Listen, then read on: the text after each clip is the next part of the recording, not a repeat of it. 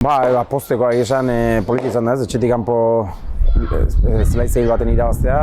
Baenekin atzoko emaitzakin berdinduta edo irabazita playoffeko postutan nengo ginela, eta nahiz eta 4 partidu gelditu eta bigarren postuetan garen, helburuk betetzen nahi gehan, ospatzekoa da eta poztekoa da, zati playoffak jokatzea kosta egiten da, eta guztua ez. Egia oso ondo sartu ez, beraie, atzoko emaitzakin beran sartuta etorri die, eta hori kosta egiten da mentalki ez, eta gu ondo sartu geha, beraien zelaien, baenekin zelaienetan ze arrisku dauken horre, beraien jende handi dauki gora, jende asko akumulatzen du goran, eta ondo sartu geha, gola sartu du, eta bai da legiek gero beraie pixat askatu indie, ezkeneko 10-15 minutan lehenengo zatin, hor sartu geha pixat gure zelaien ez gauzo kontundentek izan, ez gauzo bizibili disputatan, eta gero bigarren zati ere hildo berdainetik jarraitu, beraiek gehiago arrisku gehiago hartu ditu, jende gehiago kintzeren goran, eta baenekin zehose harrapatuko gendula, kontrarazioen bat, ala harrapatu golo mas hartu alesek, eta pixatu hor bukatu da partidu ez. Urte guztien junben gehan bezala, partiduz partidu jumara, oain lehenengo helburu lortu du, playoffen sartzea, eta oain urrengo helburue, helburu motzea Baskonia dugu eta bigarren postu lortzea da, ez? Oain 2 partidiko erabaki hor dauzu, jarraitzaien aurka, lehenengo Baskonia etxen da gero unben justu azte santu baino lehena, eta horri heldu beharko dugu, ondo prestatu, Baskonien kontrako partidu, Portugalete irazti dator, unben irazten oin dela aste pare bat, 3 aste, eta hortxe, taldea prestatu, poliki-poliki, playoff partidu ditako, eta liga ondo bukatzeko.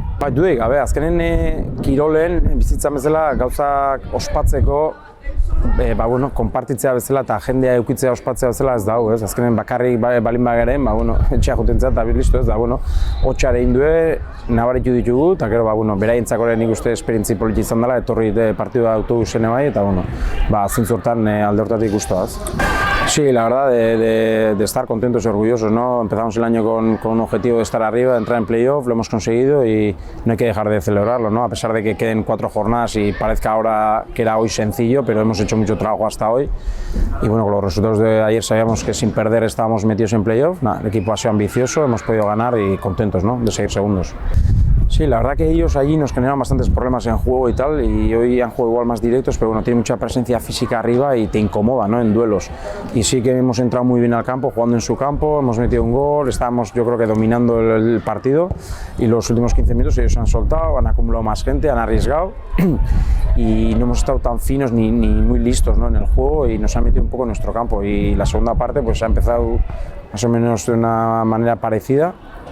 Sabiendo que nosotros iban a dejar espacios y íbamos a tener alguna, hemos hecho buena jugada en el segundo gol y ahí hemos terminado un poco, ¿no? Sí, está claro, ¿no? El objetivo, ya hemos dicho al principio, era entrar en playoff. Una vez que estamos ahí, el objetivo a corto plazo es ganar el siguiente partido, pero intentar mantener ese segundo puesto, ¿no? Y tenemos ahora 2 partidos contra los 2 que nos persiguen, que ahí se decidirá un poco igual ese segundo puesto, y nada, encarar la semana bien, intentar ganar al Baskonia y acabar antes de Semana Santa del parón en Umbe y nada, seguir preparando un poco el camino y el equipo para estar preparados para ese playoff, ¿no?